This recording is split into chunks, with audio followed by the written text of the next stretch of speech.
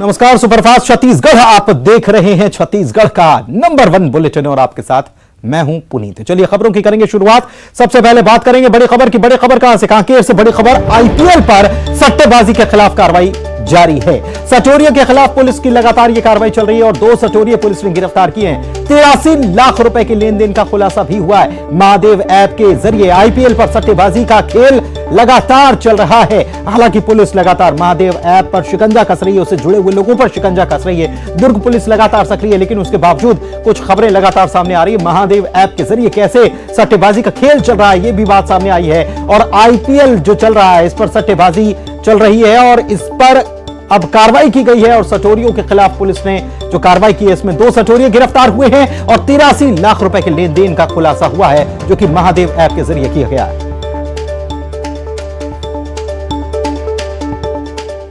और अंकुश साठवाने नामक दो जो सट्टा खेलते हुए पाए गए, उनके मोबाइल का विश्लेषण किया गया, जिस पर उनके द्वारा कुछ अकाउंट में ट्रांजैक्शन किया गया है।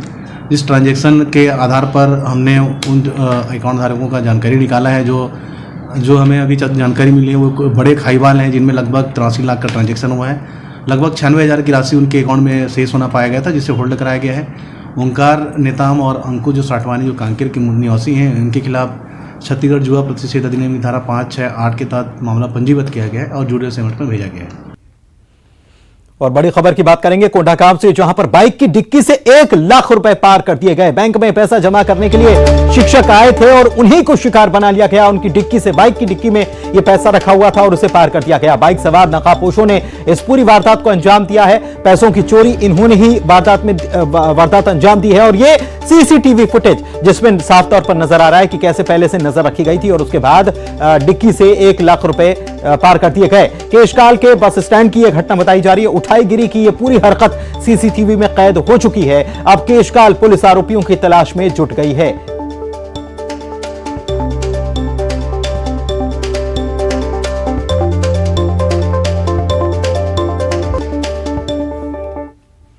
और एक और बड़ी खबर आपको बता रहे हैं सुकमा से, जहां पर पुलिस और नक्सलियों के बीच मुठभेड़ हुई है, एनकाउंटर हुआ है। जी हां, सिरसिट्टी के जंगल में यह एनकाउंटर हुआ है, जिसमें मुठभेड़ में एक नक्सली ढेर कर दिया गया, मार गिराया गया।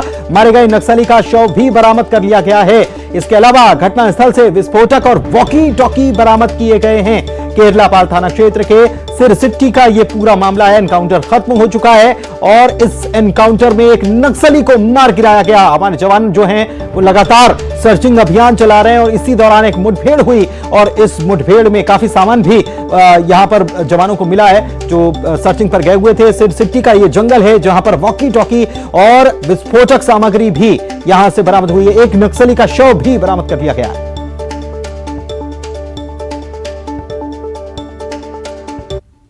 नक्सल अभियान में वापसी के दौरान दिनांक 11/5/2023 को रात्रि करीब 9 बजे सिरसिट्टी के जंगलों के पास नक्सलियों द्वारा पुलिस को मारने एवं हथियार लूटने की नियत से उन पर फायरिंग किया गया। सुरक्षा बलों ने इसका मुंहतोड़ जवाब दिया एवं मुठभेड़ हुई।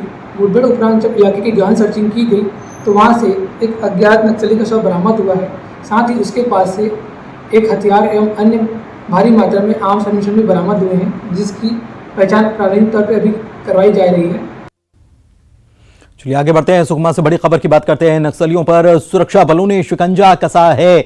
एक तरफ अभी खबर आपको बताई, इधर सुकमा में एक और खबर भेजी। इलाके से 4 नक्सली गिरफ्तार किए गए हैं और 5 सालों से ये संगठन में सक्रिय थे। इनको गिरफ्तार किया गया। कई अपराधों में इनकी संलिप्तता थी, ये शामिल थे और एक बड़ी कार्रवाई सुकमा में देखने को मिली है।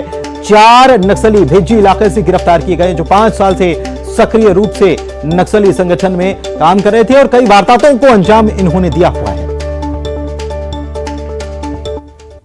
ऑपरेशन की कार्रवाई जारी है। इसी तारतम्य में कल दिनांक 11 मई 2023 को भेजी थाना क्षेत्र में नक्सलियों की उपस्थिति की सूचना पर थाना भेजी, डीआरजी एवं सीआरपीएफ 219 वाहिनी की संयुक्त कार्यवाही के द्वारा 4 लोगों को पकड़ा गया है। सभी मिलिशिया सदस्य के रूप में कार्यरत हैं और थाना भेजी के अपराध क्रमांक 2/22 व 7/22 की घटनाओं, जिसमें व्यापारियों से मारपीट, लूट व आगजनी की घटनाओं में शामिल रहे हैं। इन सभी आरोपियों को विधिवत गिरफ्तार करके माननीय न्यायालय पेश किया जाएगा।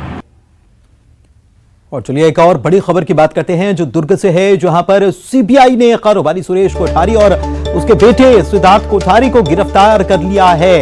कोठारी पिता पुत्र को गिरफ्तार ये क्यों किया गया है? दरअसल दुर्ग की स्पेशल कोर्ट में इनको गिरफ्तार करके पेश किया गया। ये पूरा शेयर से जुड़ा हुआ मामला है कि शेयर जो है 50 करोड़ से ज्यादा के शेयर अपने नाम इन्होंने कर लिए थे और शेयर धारक जो है उसने इस मामले में शिकायत दर्ज कराई थी। सीबीआई ने गिरफ्तार किया, दुर्ग की स्पेशल कोर्ट में पेश भी किया गया और वहां से ट्रांजिट रिमांड मिल गई सीबीआई को। 3 दिनों की ट्रांजिट रिमांड सीजीएम संतोष ठाकुर ने दी है। अब सीबीआई पिता पुत्र को लेकर पश्चिम बंगाल के कोलकाता के लिए रवाना हो चुकी है। बड़ी खबर आपको बता रहे हैं दुर्ग से। 2023 को इस प्रकरण में एफआईआर दर्ज की और 3/3/23 को किन सेक्शन में एफआईआर दर्ज हुआ? धारा 420 धोखाधड़ी, कूटरचित दस्तावेज बनाना, 54 करोड़ रुपए के शेयर का हेराफेरी, आपराधिक षड्यंत्र। 3 लोग शामिल हैं, सिद्धार्थ कोठारी, सुरेश कोठारी और उनका सीए श्रीपाल कोठारी। तो मुख्य धारा लगी है 420, 467, 406, 120B और 468। तो एफआईआर दर्ज करने के बाद प्रार्थी का सीबीआई ने बयान लिया, अन्य दस्तावेज संकलित किए और साक्ष्य एकत्रित करने के बाद आज सुबह उन्होंने विधि सम्मत कार्रवाई करके। इधर जांजगीर चांपा से खबर है, जहां पर राजस्व निरीक्षक और पटवारियों को बंधक बनाने के मामले में बंधक बनाकर मारपीट करने वाले 3 आरोपी गिरफ्तार कर लिए गए हैं। कोतवाली थाना क्षेत्र के धुरकोट का यह पूरा मामला है। कोतवाली पुलिस ने इस मामले में कार्रवाई की है। कल रात दरअसल आपको बताएं कि राजस्व निरीक्षक और पटवारियों ने कोतवाली थाने में इसको लेकर एफआईआर भी दर्ज कराई थी और आज ये कार्रवाई हुई है।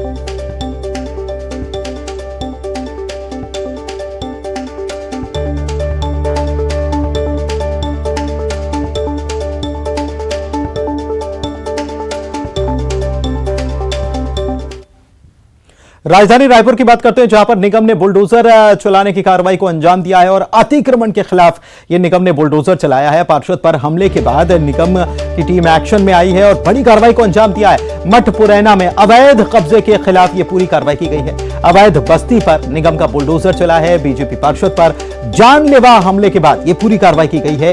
कार्रवाई के लिए बीजेपी पार्षदों ने एक ज्ञापन सौंपा था। महापौर और आयुक्त को यह ज्ञापन दिया गया था कि निगम की जमीन पर अतिक्रमण करके ये पूरी बस्ती बसाई गई और सबसे बड़ी बात यह कि खुलासा हुआ कि बस्ती से गांजा और अवैध शराब का कारोबार भी चल रहा था। इसका भी आरोप लगाया गया और आज ये अतिक्रमण हटाने की कार्रवाई को नगर निगम की टीम ने अंजाम दिया है।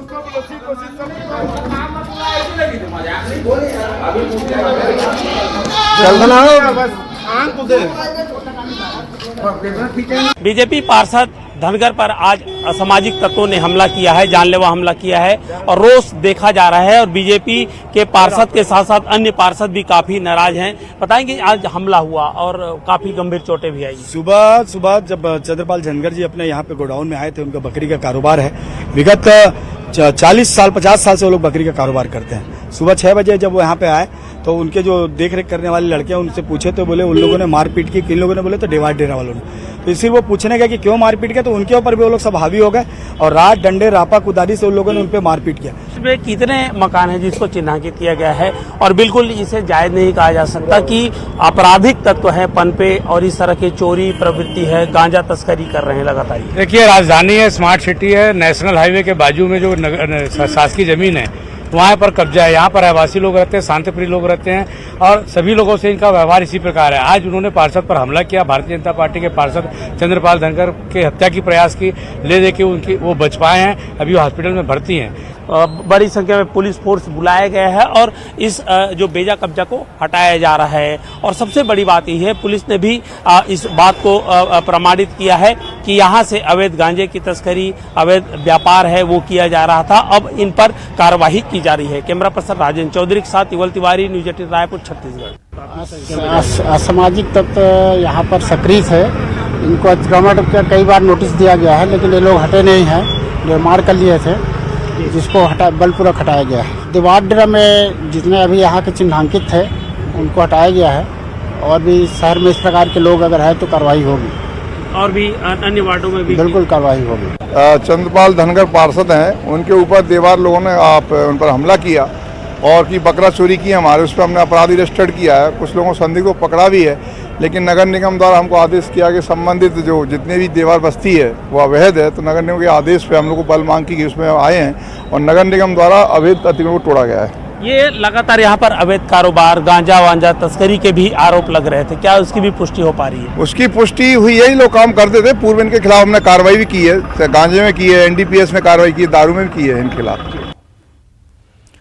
इधर जगदलपुर में 14 लोगों को उम्र कैद, टोना टोटका मामले में 14 लोगों को उम्र कैद की सजा सुनाई गई है। एडीजे बस्तर DR देवांगा ने यह सजा सुनाई है। आरोपियों पर बलवा और हत्या का आरोप लगा था। 22 फरवरी 2020 को एक वारदात अंजाम दी गई थी, हत्या हुई थी। भनपुरी थाना क्षेत्र के 4 गांव का यह पूरा मामला है। बड़ी खबर बता रहे हैं जगदलपुर से।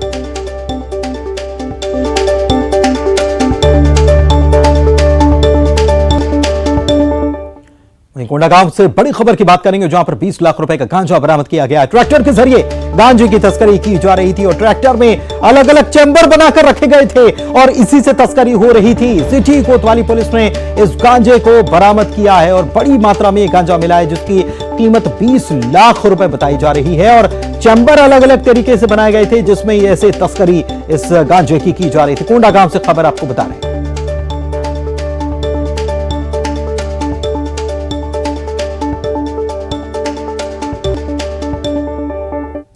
उधर बिलासपुर में रेल यात्रियों के लिए बड़ी खबर है। बिलासपुर नागपुर के बीच अब वंदे भारत एक्सप्रेस नहीं चलेगी। वंदे भारत की जगह अब 14 मई से तेजस एक्सप्रेस दौड़ेगी। बिलासपुर और सिकंदराबाद के बीच वंदे भारत एक्सप्रेस चलेगी। दक्षिण पूर्व मध्य रेलवे ने इसके आदेश जारी किए हैं। यात्रियों को पूरा रिफंड भी दे दिया जाएगा। तो यह एक बड़ी खबर इस वक्त आपको हम बता रहे हैं। बिलासपुर में रेल यात्रियों के लिए बड़ी खबर है। बिलासपुर के यात्री जिन्होंने बिलासपुर से नागपुर के लिए टिकट वंदे भारत एक्सप्रेस में करवा रखा था, तो अब ये ट्रेन नहीं चलने वाली। वंदे भारत एक्सप्रेस की जगह अब 14 मई से नहीं चलेगी और 14 मई से तेजस एक्सप्रेस दौड़ेगी बिलासपुर से नागपुर के लिए और बिलासपुर से सिकंदराबाद जाने के लिए वंदे भारत एक्सप्रेस चलेगी। दक्षिण पूर्व मध्य रेलवे ने इसके आदेश जारी कर दिए हैं और यह भी कहा है कि यात्रियों को पूरा रिफंड दिया जाएगा। रायपुर से बड़ी खबर यह है कि राजभवन ने एक बड़ा फैसला ले लिया है कि प्रदेश की सभी यूनिवर्सिटी से जानकारी ली जाएगी। नियमित रूप से कामकाज की जानकारी यूनिवर्सिटी को अब राजभवन को भेजनी होगी। राजभवन हर महीने कामकाज की जानकारी लेगा। सरकारी और प्राइवेट यूनिवर्सिटी से पूरी जानकारी ली जाएगी। बड़ी खबर राजधानी रायपुर से बता रहे हैं आपको।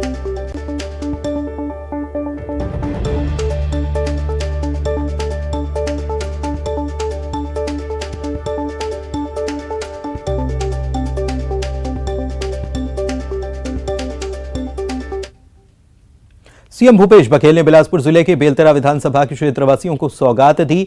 भेंट मुलाकात कार्यक्रम के दौरान उन्होंने 177 करोड़ 45 लाख रुपए से ज्यादा के राशि के 46 विकास कार्यों का लोकार्पण और भूमि पूजन किया, शिलान्यास किया। इसमें 22 करोड़ 73 लाख रुपए से ज्यादा की रकम के 27 विकास कार्यों का लोकार्पण हुआ और 154 करोड़ 71 लाख रुपए की ज्यादा की राशि के 19 विकास कार्यों का भूमि पूजन और शिलान्यास किया गया।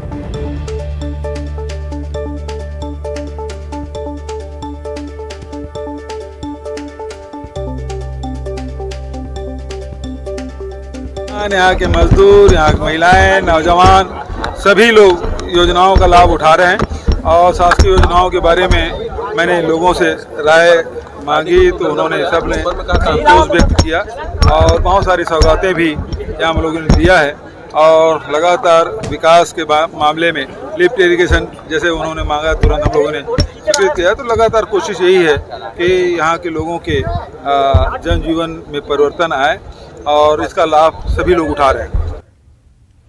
और रायपुर से बड़ी खबर बता रहे हैं, जहां पर ईडी और सीबीआई पर बयान आया है। ईडी और सीबीआई को लेकर सीएम भूपेश बघेल ने बयान दिया, कहा कि जैसी गली मोहल्ले में सिपाही घूमते वैसे ईडी घूम रही है। छत्तीसगढ़ के गली मोहल्ले में ईडी और सीबीआई घूम रही है। बीजेपी के पास कोई मुद्दा बचा नहीं है। पहले ईडी के पहुंचने पर लोग सोचते थे प्रतिष्ठा कम हो गई, अब कर्नाटक चुनाव खत्म हो गया तो सब रायपुर आ जाएंगे। पूरा टारगेट छत्तीसगढ़ पर रखा जाएगा। ईडी को मुख्यमंत्री ने भस्मासुर बताया है और कहा है कि पाप का घड़ा जल्द लबालब होकर छलकेगा ही। मुख्यमंत्री ने बीजेपी पर आरोप लगाया, बीजेपी और ईडी मिले हुए हैं। ईडी की प्रेस विज्ञप्ति बाद में जारी होती है, रमन सिंह पहले ही जारी कर देते हैं। जहां बीजेपी जानकारी देती है वहां ईडी रेड करती है। बीजेपी के एक भी नेता के घर पर ईडी ने रेड नहीं की। बीजेपी के एजेंट के रूप में ईडी काम कर रही है। ईडी को अभय दान देकर बीजेपी ने भस्मासुर बना दिया है। अगर ईडी गलत करती है तो इन पर कौन कार्रवाई करेगा? संभावना ये ईडी ही वरदान देने वाले के पीछे न पड़ जाए। जो अति है उसका अंत होता है। पाप का घड़ा अभी बचा है। जैसे ही लाबालब होगा छलकना शुरू हो जाएगा। ये तो लगातार होना ही है। और अब तो ईडी, सीबीआई, आईटी ये सब यूज हो गए, बिल्कुल सामान्य बात है। जैसे गली मोहल्ले में अपने सिपाही घूमते हैं ना, उसी प्रकार से वो लोग घूम रहे हैं, यहाँ जाएंगे वहाँ जाएंगे। मतलब नहीं समझता कि ये हमारे छत्तीसगढ़ में कोई जिला नहीं बचेगा, कोई ब्लॉक नहीं बचेगा, कोई मोहल्ला बचेगा कि नहीं बचेगा जाने में। हर मोहल्ले गली में लोग पहुँचेंगे। ये स्थिति है। पहले तो ये था कि ईडी पहुँच गया मतलब लोगों का उसकी प्रतिष्ठा उसके सम्मान खत्म होते थे। अब सब जाने ये सब राजनीतिक कारण से हो रहा है। अब जैसे कर्नाटक चुनाव हो गया तो सारे लोग अब रायपुर में आने वाले हैं। आज 20-25 अधिकारी पहुँच जाएंगे उसके पीछे पीछे। इधर रायपुर से बड़ी खबर आपको बता रहे हैं। बीजेपी के नेताओं ने फिल्म देखी है द केरला स्टोरी। बीजेपी कार्यकर्ताओं के साथ ये फिल्म देखने के लिए पहुंचे। राजधानी के एक मॉल में बीजेपी के नेता पहुंचे थे फिल्म देखने के लिए, जिसमें पूर्व मंत्री बृजमोहन अग्रवाल भी कार्यकर्ताओं के साथ मौजूद थे।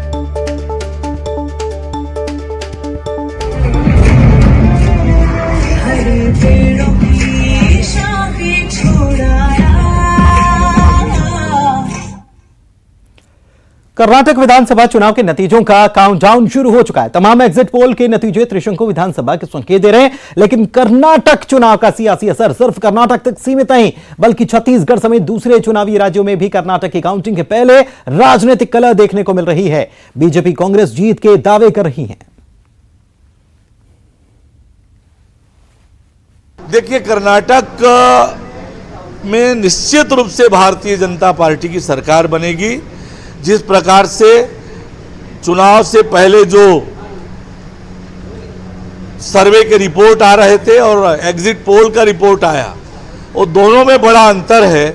और जब रिजल्ट आएगा 13 तारीख को तो निश्चित रूप से कर्नाटक में भारतीय जनता पार्टी की सरकार बनेगी। अब जैसे कर्नाटक चुनाव हो गया तो सारे लोग अब रायपुर में आने वाले हैं। आज 20-25 अधिकारी पहुंच जाएंगे, उसके पीछे पीछे और लोग आएंगे। तो अभी पूरा टारगेट में छत्तीसगढ़ और रायपुर है। मतलब अपनी हार स्वीकार कर लिए। यदि ऐसा बोल रहे हैं तो इसका मतलब हार स्वीकार कर लिए।